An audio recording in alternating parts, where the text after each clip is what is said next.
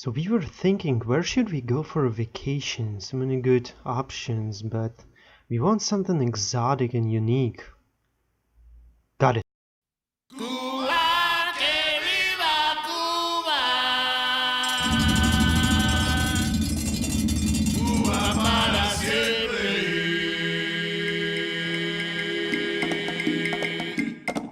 Cuba, que viva Cuba. Cuba para siempre. Cuba para siempre. Yes, that's right. We are in Havana, Cuba. Oh my god, it was so long flight. Yeah, since flights from our country to Cuba are pretty much expensive, we decided to make it a little bit cheaper and a little more interesting.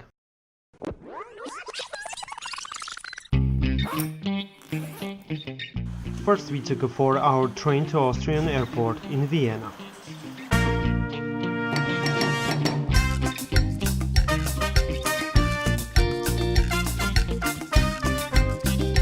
Then we took a 2-hour flight to Istanbul.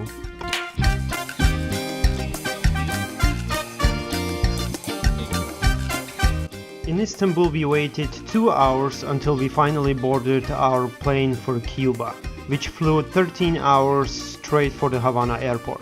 So in total we were 21 hours on the move and 1 hour sleep. But you know what? It was worth it.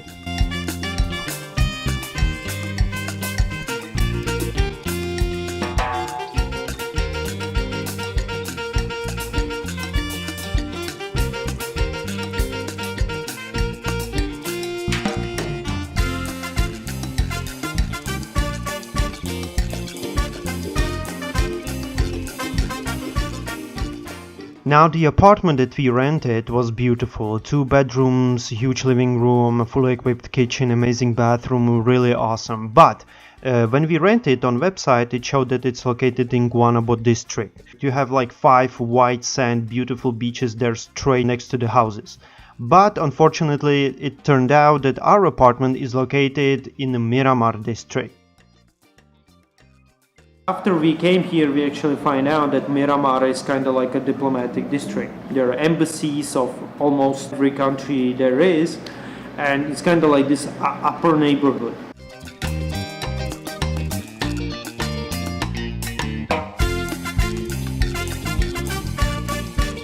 Another thing, or like a tip for you, in Miramar there is no beach.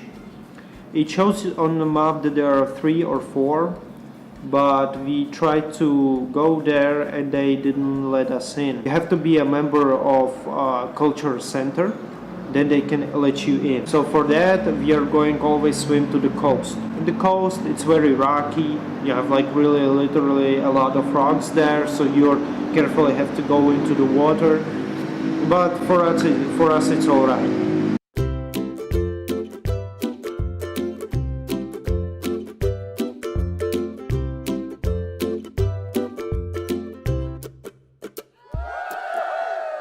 And if you wanna like spend the whole day just lying on the beach, we're going to the Guanabo district. I don't know how much taxi costs because we just took one-time taxi from airport to the apartment, which cost about $25, and that's it. For the rest of the vacation, we are like traveling by buses. Now you may be heard or read somewhere that it's very dangerous to travel by bus in Cuba, but let me tell you, we were doing that the whole vacation and we were perfectly fine.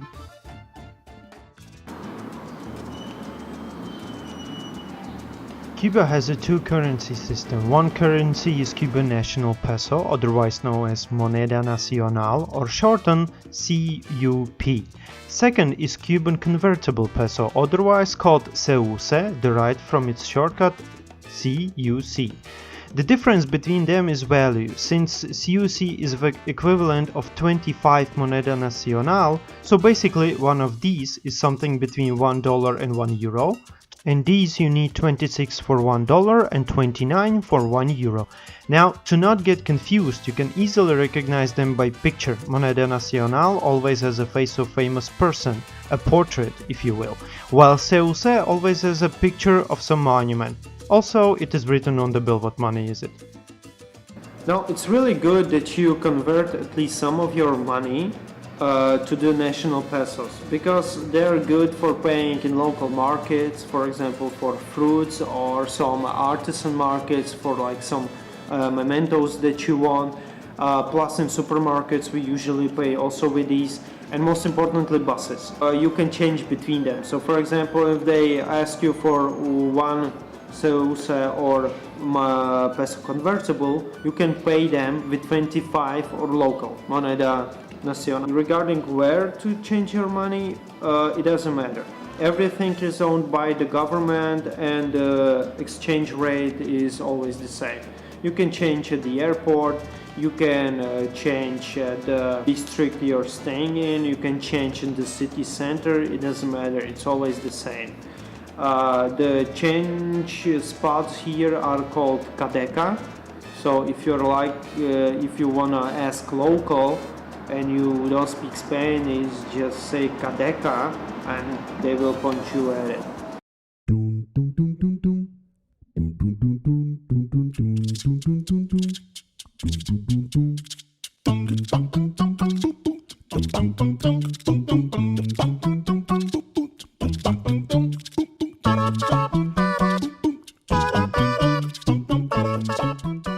First impression, amazing. You want to just go everywhere. You see around the corner all this cool stuff, and on the map it shows that every 5 minutes there is something to see, and you don't even know where to begin, where to start, where to go next. And we are here for like 12 days. I think that's not gonna be enough to see this city as you're supposed to. Let's move on to the main attraction.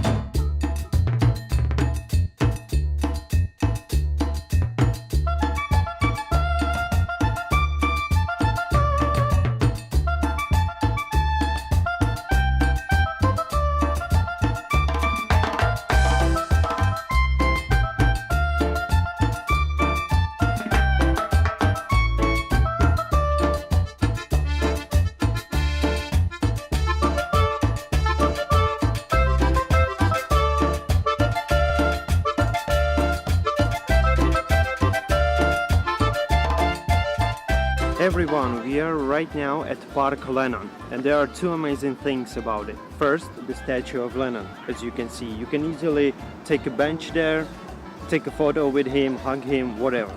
But second most amazing thing about it, as you can see, he's wearing glasses.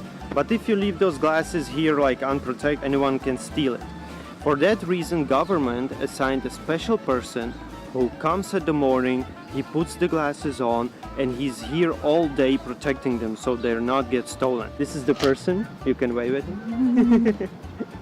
This is the person responsible for this beautiful statue that looks exactly like Lenin. The thing that you see behind me is not actually some TV tower or telecommunication device or anything. It's a memorial to Jose Marti. Jose Marti was poet, essayist, journalist, translator and professor, and for Cuban people national hero, and widely referred as the apostle of Cuban independence. In his writings he was calling for political intellectual independence of Cuba from Spain. Politically active, he unified Cuban emigre community abroad, which was crucial for the success of Cuban War of Independence from Spain. For his contributions, memorial was built in 1958, and it is the largest monument to a writer in the world. Now, right across the memorial, there is a Plaza de la Revolucion, Revolutionary Plaza, with two heroes of the revolution. Now, on the left, you guessed right, that's Che Guevara. Under him there is written Hasta la Victoria Siempre, which can be translated as until the everlasting victory always. Now on the right, another person, but most people confuse it for Fidel Castro, which is not actually correct. This is Camilo Cienfuegos. Under it, it is written Vas bien, Fidel, which can be translated as you're doing fine, Fidel. Behind me you can see in Spanish written My Daiquiri in El Floridita, and signature Ernest Hemingway. Yes, this was the famous bar that the famous novelist was visiting and he actually invented his own version of daiquiri exactly in this bar. That is why inside you can see a statue of him or dedicated to him, as well as a signature that says the cradle of daiquiri.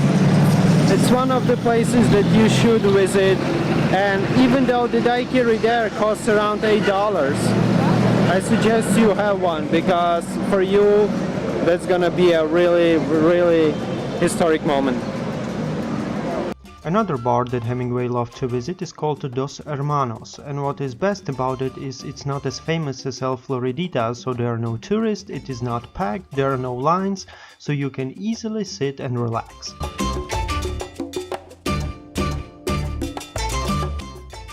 We're now at the hotel Ambus Mundos, which is very popular because of this guy. Yes, once again we are at the place where Ernest Hemingway liked to stay. This is where his room was and where he was writing his novels. There's even a picture of him and also his typewriter. The room is 511, and as you can see there's nothing there. But what you have to do is go to the 511, knock on the door, and they let you in and you can see his room. So let's go check it out.